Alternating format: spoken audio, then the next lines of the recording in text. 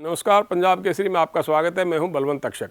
हरियाणा के चरखी दादरी में अनुसूचित जाति कॉलोनी बनाने के लिए 46 साल पहले किसानों की जो 46 एकड़ जमीन अधिग्रहित की गई थी, उस पर कभी कोई काम नहीं हुआ। ये अलग बात है कि इस योजना के लिए समय समय पर अवधि बढ़ाई जाती रही है। पहले 5 साल और फिर इसमें 2 साल का इजाफा किया गया, लेकिन एक दिन अचानक ही ये योजना रद्द भी कर दी गई। देखिए रिपोर्ट।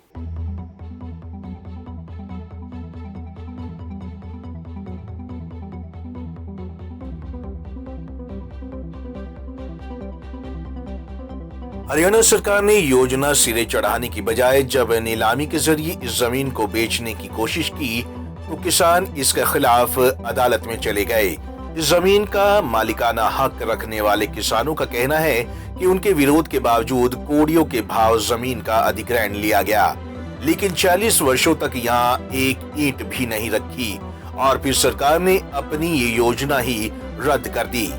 लेकिन किसानों को जमीन लौटाने की मांग पर आज तक कोई गौर नहीं किया गया। इस बीच इस जमीन पर कबाड़ियों की तरफ से लगातार अवैध कब्जे किए जा रहे हैं।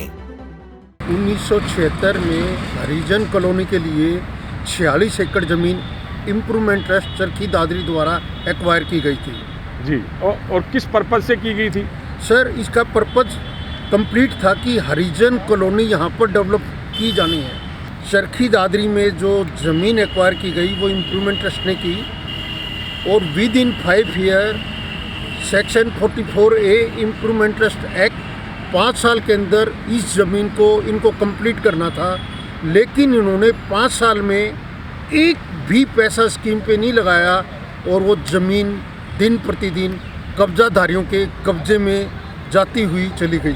सिर्फ वहाँ के जो कबाड़ी लोग हैं जिनको खुला व्यापार चाहिए था, सरकार की बिल्कुल नाक के नीचे सरेआम सैकड़ों कबाड़ी बैठे हैं जिनका उस जमीन से कोई लेना देना नहीं किसी भी सूरत में। वहीं पंजाब व हरियाणा हाईकोर्ट ने हरियाणा सरकार की जमीन की नीलामी को कंफर्म नहीं किया था। एक और याचिका के चलते अदालत ने नीलामी प्रक्रिया पर रोक लगा दी थी। इसके बाद अनुसूचित जाति के लिए कॉलोनी बनाने की योजना ही रद्द कर दी गई। इससे किसानों में ये उम्मीद जागी थी कि जिस तरह मेवात क्षेत्र में योजना के सिरे नहीं चढ़ने पर अधिग्रहित की गई जमीन वापस लौटा दी गई थी, उसी तरह ब्याज सहित मुआवजे की राशि वापस लेकर उनकी जमीन भी किसानों को वापस दे दी जाएगी। लेकिन अभी तक इस बारे में हरियाणा सरकार ने कोई फैसला नहीं लिया है। रियल में मेरी दुकान भी नहीं है। तो ये जो प्लाट है किसका है? क्या ये म्युनिसिपल कमेटी की है। अच्छा। तो यहाँ जो ये सब जो जितने भी यहाँ पर जो खोल रखे हैं ये सब अवैध बने हुए हैं।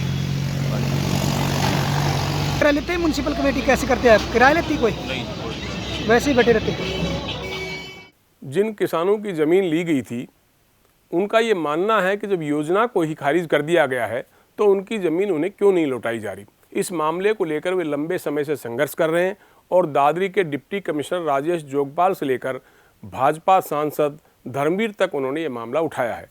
कृषि मंत्री जयप्रकाश दलाल से मिलकर उन्होंने जिला प्रशासन को ये हिदायत देने के लिए कहा है कि इस ज़मीन पर अवैध कब्जे नहीं होने चाहिए।